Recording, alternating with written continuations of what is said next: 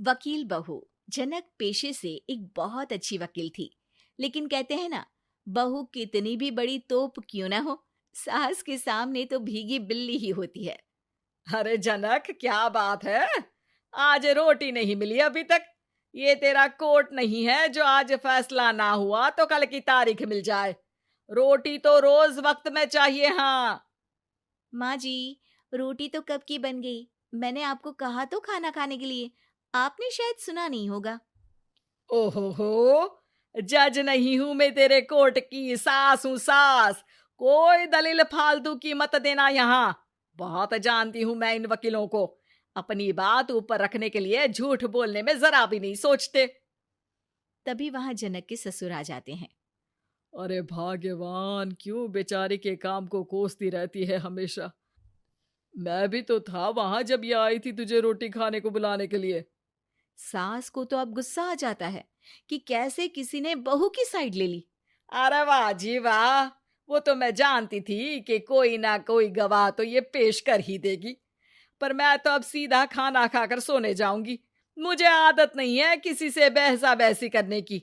पता नहीं कैसे ये वकील इतना दिमाग लगाकर खुद तो झूठ बोलते ही हैं, साथ में झूठे गवाह भी ले आते हैं। जनक को सास के ताने सुनने की अब आदत सी पड़ जाती है। एक दिन जनक वकील की ड्रेस पर काला कोट पहनकर कोर्ट के लिए निकल ही रही होती है कि अरे कहाँ चली काला कौवा बनकर? टोक दिया ना। अब कोर्ट तो वकील वाली ड्रेस पहनकर ही जाऊंगी ना। वाह भाई वाह, दामिनी तो मैंने भी देखी है। सन्नी पाजी ने ऐसा ही कोट पहना था और कहा था कि तारीख पर तारीख, तारीख पर तारीख।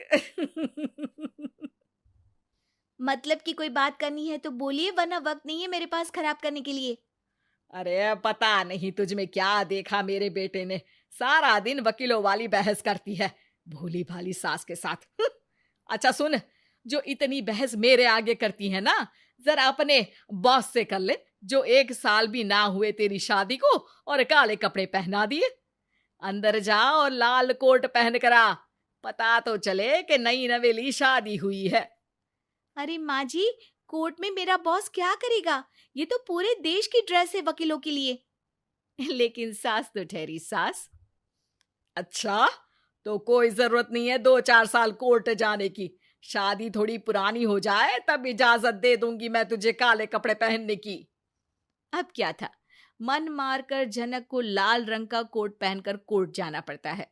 उसके जाने के बाद आहा, बढ़िया, ये पूरे देश की ड्रेस की बात करने वाली। अरे पहना दिया ना लाल कोट। अब सास आए दिन या तो जनक को उसके काम का ताना देती, या फिर उसका काम छुड़वा देने की धमकी। तंग आकर एक दिन जनक पति से कहती है, मैं सोच रही हूँ कि कोर्ट जाना बंद ही कर दूं। अरे क्यों यार, इतना अच्छा करियर है, क्यों छोड़ने की सोच रही हो? अरे लाल रंग का कोट पहनकर जाना पड़ता है। हर बात पर सास ताना देती है कि वकील तेज होते हैं, सवाल जवाब करते हैं, झूठी दलीलें देते हैं। अरे तो ठीक है ना, वो जो कहती है अपनी समझ से कहती है, लेकिन तुमको तो पता है ना कि सच्चाई क्या है।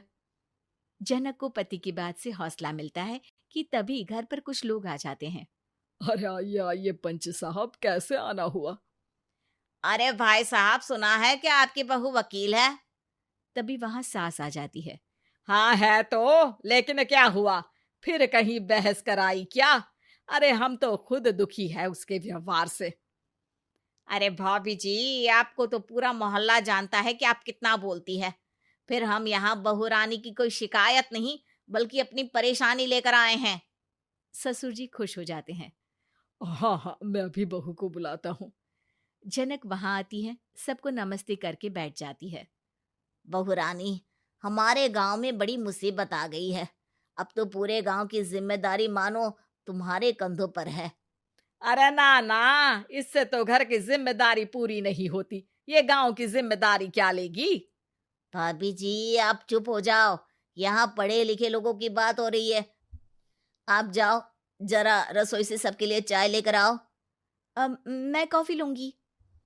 हाँ हाँ, वकील साहिबा के लिए कॉफी। सास सर पैर सब पटक कर वहां से निकल जाती है। बहू, गांव में पानी नहीं आ रहा है, पड़ोसी राज्य ने हमारा पानी रोक रखा है। इसका मामला तो बड़े कोर्ट में चलेगा पंच जी, लेकिन ऐसा क्यों? वो राज्य हम लोगों से पानी के पैसे मांग रहा है। अब आधे गांव में पानी की सप्लाई खत्म हो गई है बहुरानी। अच्छा पंच साहब, बात गांव की है तो मैं जरूर केस लड़ूंगी। यहाँ एक बार फिर सास की एंट्री हो जाती है। अरे वाह जी वाह, ये काम करवा लो, आप हमारी बहू से बहुत अच्छा करती है।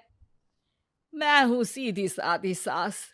इस लड़की ने कैसे लड़ लड़ कर मुझे साइड कर रखा है, ये तो अब आपको पता चल ही जाएगा। अरे भाभी जी, आपकी आवाज तो पूरे गांव को सुनाई पड़ती है जब आप बहू रानी को सुंदर वचन सुना रही होती हैं।